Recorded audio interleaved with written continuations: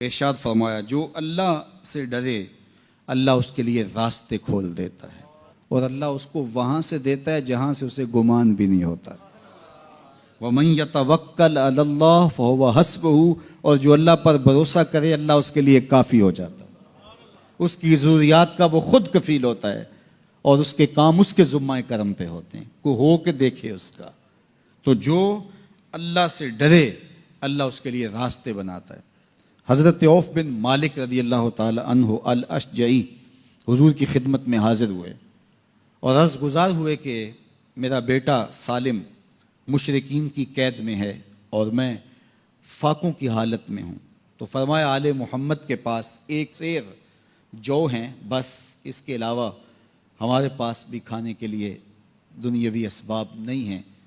کہا صبر کرو اور اللہ سے ڈرو اور لا حول ولا قوت الا باللہ کثرت کے ساتھ پڑھو۔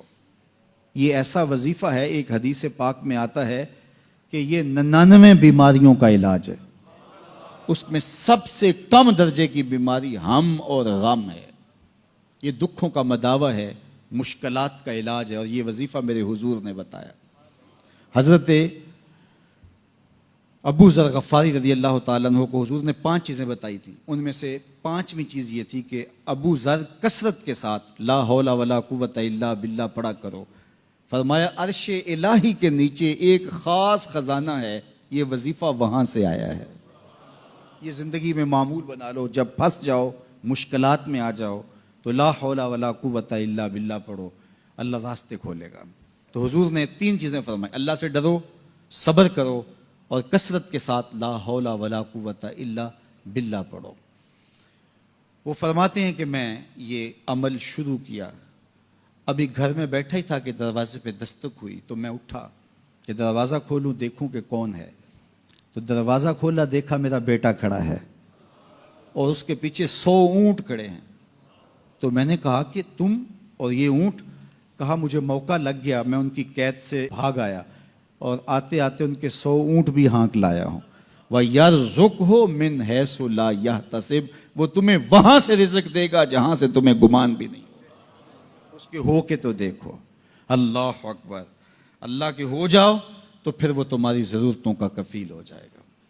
فرمایا حضرت عبداللہ ابن مسعود رضی اللہ تعالیٰ عنہ نے کہ کسی شخص کو فقر و فاقہ آ جائے تو وہ لوگوں کو بتائے کہ میں آج کل بڑے مشکل حالات میں ہوں، ہر وقت لوگوں کو بتاتا رہے تو اس کی مشکل بڑھے گی، اس کی مشکلیں آسان نہیں ہوں گی اس طرح۔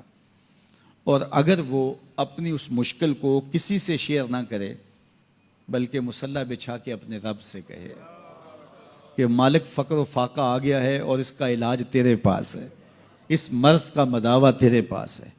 تو حضرت عبداللہ ابن مسعود فرماتے ہیں کہ رسول کریم نے فرمایا جلد یا بدیر اللہ اس کو مالا مال فرما دے گا۔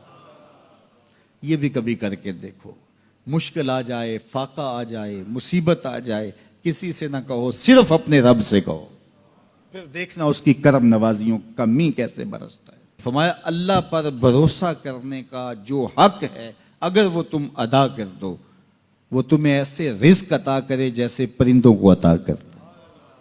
ہم تو دکان پہ جانا ہوتا ہے، فیکٹری میں جانا ہوتا ہے، ہم اپنے کاروبار پہ جانا ہوتا ہے، نوکری پہ جانا ہوتا ہے، مزدوری پہ جانا ہوتا ہے، ہمیں پتہ ہے کہاں آج صبح جانا ہے، لیکن پرندوں کو کوئی پتہ نہیں ہوتا کہاں جانا ہے، راس المال بھی نہیں ہوتا، لیکن صبح نکلتے ہیں، شام کو کبھی بھی خالی پیٹ نہیں آئے۔ بن توکل پنچھی اڑ دے، خرچ نہ پلے زیرا ہو۔ گھر سے خالی پیٹ نکلتے ہیں، جب واپس آتے ہیں تو پیٹ بھرے ہوئے ہوتے ہیں، اور پھر جو ان کی ضرورت ہوتی ہے اللہ وہ ساری ضرورتیں پوری کرتا ہے، جو ضرورت ان کی ہوتی ہے۔ یہ شیر کتنا گوشت کھاتا ہے اللہ روز اسے دیتا ہے۔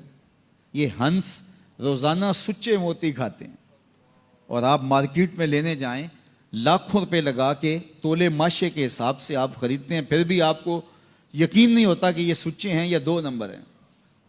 اور ہنس دنیا پہ کروڑوں جانور پائے جاتے ہیں، روز کھاتے ہیں، صبح بھی، شام بھی، دوپہر بھی، پیٹ بھر کے کھاتے ہیں، اللہ روز انہیں عطا کرتا ہے۔ کہا اس پہ بھروسہ تو کر کے دیکھو، وہ تمہاری ضرورتوں کا کفیل ہوگا، اس پہ بھروسہ کرو گے وہ تمہیں وہاں سے دے گا جہاں تجھے گمان بھی نہیں ہوگا۔